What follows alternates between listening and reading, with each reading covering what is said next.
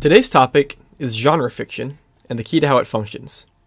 For those unaware, genre fiction refers to stories that are primarily concerned with telling a story within a specific style of setting.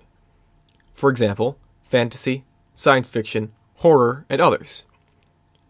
Genre fiction often makes up popular fiction. It is sometimes regarded as lesser than what might be called literature. However, the best genre fiction can be quite literary, and it does this by focusing on relatable, universal themes and ideas. The way all stories and characters function is by building sympathy, or lack thereof, with the reader.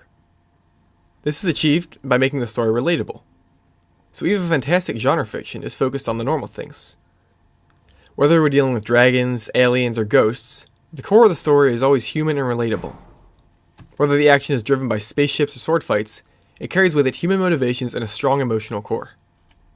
In essence, the key to the fantastic is the mundane. Sound a bit pretentious? That's because it is. But just bear with me. There are countless great works that put all this into action. In fact, if you've enjoyed a work of fiction, it's probably successfully conveyed this. But the important part is that these works have balance.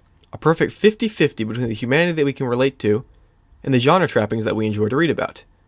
To demonstrate this, I will be using as examples J.R.R. Tolkien's novel, The Lord of the Rings, Mike Mignola's comic series Hellboy, and Christopher Nolan's film Interstellar.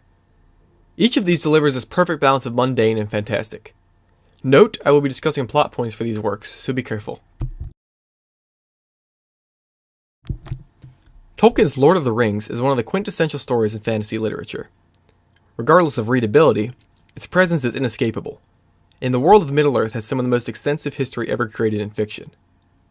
So Tolkien thoroughly covers the genre side of things, delivering an incredibly developed world that draws deeply from various mythologies. He even coined the term mythopia to describe a work so deeply informed by mythology. The world is supplemented by the various other works Tolkien created, such as the Silmarillion and Children of Húrin. But what about the human side of things? As suggested earlier, human does not necessarily have to refer to humanity. While humanity does have a rough time in Lord of the Rings, we also see the actions of elves, dwarves, hobbits, and the godlike Einar and Maiar. In fact, the human core of the story comes from the hobbits. Frodo and his friends are everyman. They live simple lives, and they are just as ignorant about the outside world as we often are. They respond just as we would when thrust into an adventure of the story's magnitude. With fear. They want nothing less than to go home and go back to normal. Aragorn presents another example, and his quest to accept his birthright and what it requires of him. So while The Lord of the Rings provides plenty of amazing action and an epic story, the driving force is in simple human desires. Aragorn's own self-doubts drive his actions. We find ourselves rooting for him to realize his mission. The hobbits are intensely sympathetic characters, as we see them go farther from home with every step, and not just physically. But the story's end, in the Scourging of the Shire, the hobbits have become military-minded, world-weary adventurers. And while all but Frodo are able to settle down, they still provide a sense of tragedy to the whole thing. The elves departing Middle-earth tap into the primal sense of loss as times change. So, amidst war and adventure, we are drawn in by human motivations and fears. The titular character of Hellboy is a big, devil-looking guy who is ultimately fated to destroy the world. His adventures often see him punching horrifying monsters and facing temptation to take up his dark birthright. But it's in his origins that Hellboy becomes a character we sympathize with. Hellboy was summoned as the Beast of the Apocalypse by the mystic Rasputin to bring an end to life on Earth. However, on accident he was discovered by Professor Trevor Broom, who raised him as a human.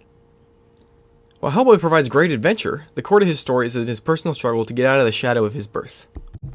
Hellboy is a monster by definition, but he doesn't act like one. He's protective of his friends, and he desperately wants to help humanity. He is raised to be human, and he acts it.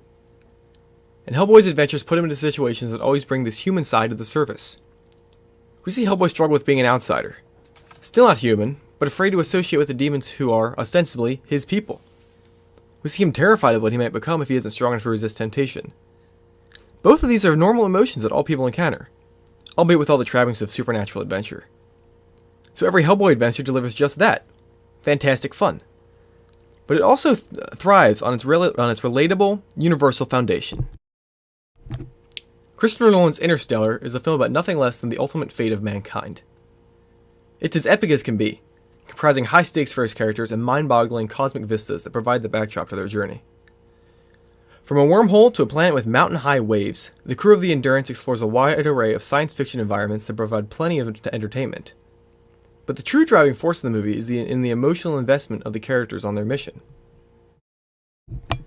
First and foremost, every character is faced with the possibility of letting their loved ones die to save the human race.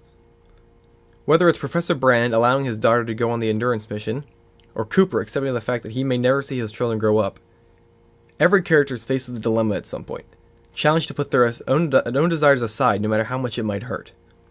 And every one of them fails at some point. Doyle dies attempting to save Brand, despite jeopardizing the mission.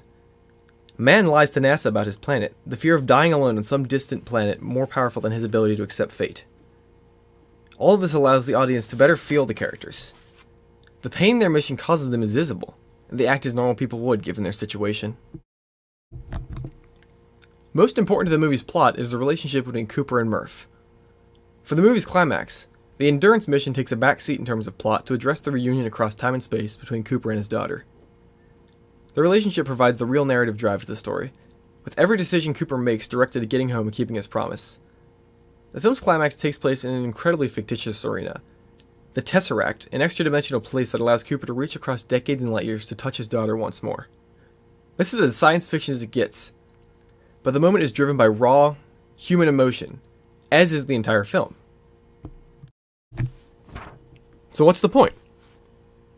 The point is that all good fiction requires an emotional investment to be successful. Genre fiction, designed to entertain, still conveys a relatable, human spirit. The works I discussed provide clear examples of this in action, showing fantastic adventure driven by basic, mundane emotion. There are countless great stories that successfully implement this, such as George R. Martin's A Song of Ice and Fire, or Stephen Erickson's Malaysian Book of the Fallen, or Stephen King's It, or Alan Moore's Watchmen, or any of the countless others that successfully do this. Any good fiction must connect the reader to the characters and their plight, and this is always done so with the simplest of human experiences that we can all understand.